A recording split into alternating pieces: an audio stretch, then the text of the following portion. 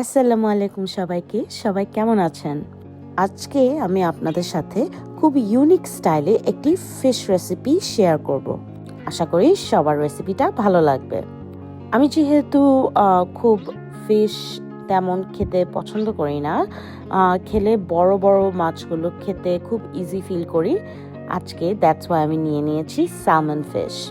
Normally salmon কিন্তু র খাওয়া যায়, আবার একটু সল্ট পেপার দিয়েও রান্না করলে তেমন খারাপ লাগে না।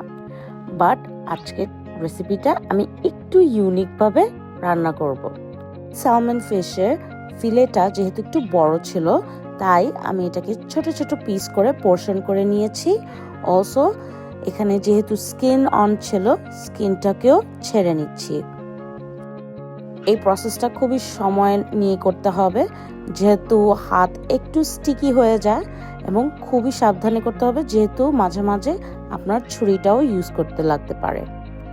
সো আমার স্যালমন পরিষ্কার করা শেষ। আমি এটাকে ধুয়ে একটা স্ট্রেনারে রেখে দিয়েছি। এখন আমি একটা আস্ত বড় গার্লিক নিয়েছি। গার্লিকটাকে আমি এভাবে একটা একটা কোয়া ছেঁচে নিব, ভালোভাবে ছেঁচে ছিলিয়ে এটাকেও প্রেপ করে নেব।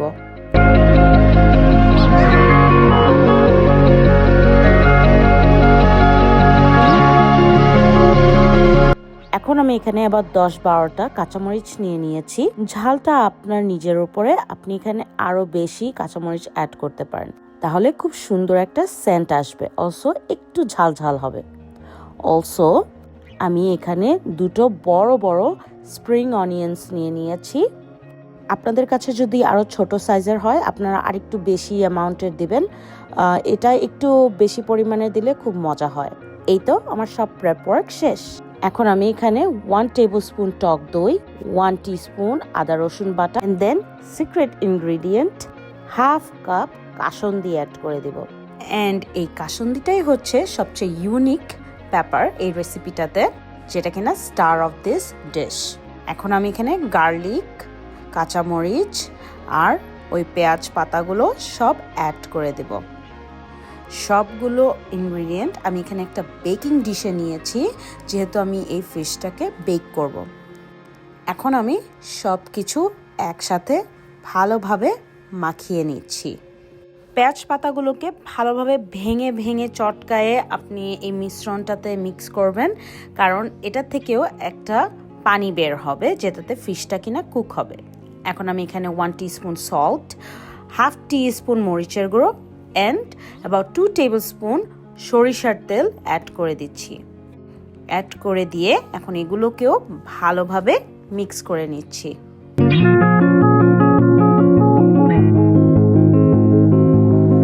মশলাটা আমার ভালোভাবে মিক্স করার পর এখন আমি ধুয়ে রাখা স্যালমন ফিশগুলো অ্যাড করে দিব। অ্যাড করে দিয়ে এখন এগুলোতে ভালোভাবে মশলাগুলো অ্যাপ্লাই করে নিব। একদম ডোলে ডোলে ভালোভাবে ফিশের ভিতরে মশলাটা লাগাতে হবে, যাতে ফ্লেভারটা একদম মাছের ভিতরে ঢুকে যায়। যেহেতু এটা বেকিং ডিশে একবারে বেক হবে, ভালোভাবে মিক্স করতে হবে, কারণ এটা কিন্তু আমরা আর টাচ করব না।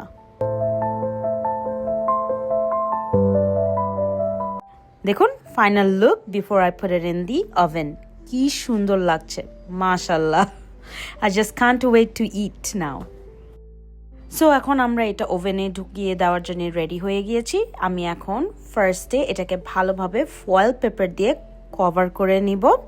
এটা আমি ফয়েল পেপার দিয়ে ভালোভাবে সিল করতে হবে, যাতে ভালোভাবে ভেতর থেকে মাছটা যাতে কুক হয়ে যায়।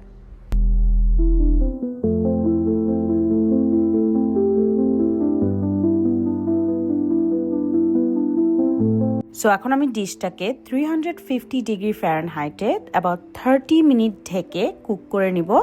তারপর 30 মিনিটস পর ফয়েল পেপারটাকে উঠিয়ে 450 ডিগ্রি ফারেনহাইটে অ্যাবাউট অ্যানাদার 20 মিনিটস কুক করে নিব।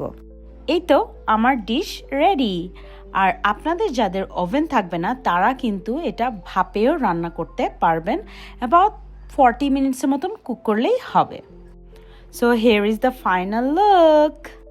দেখুন কি যে ইয়াম্মি লাগছে, ও মাই গড। এখন আমি এটাকে সার্ভ করব একটু স্যালাড অ্যান্ড ফ্রেঞ্চ ফ্রাইয়ের সাথে।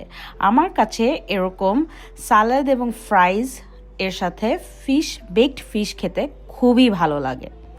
আশা করি আমার এই সিম্পল রেসিপিটা আপনাদের সবার কাছে ভালো লেগেছে। ভালো লাগলে গাইস চ্যানেলটাকে একটু সাবস্ক্রাইব করে দেবেন, আর আপনারা ট্রাই করলে কমেন্ট করে জানাবেন। আজকে এই পর্যন্তই। আল্লাহ হাফেজ।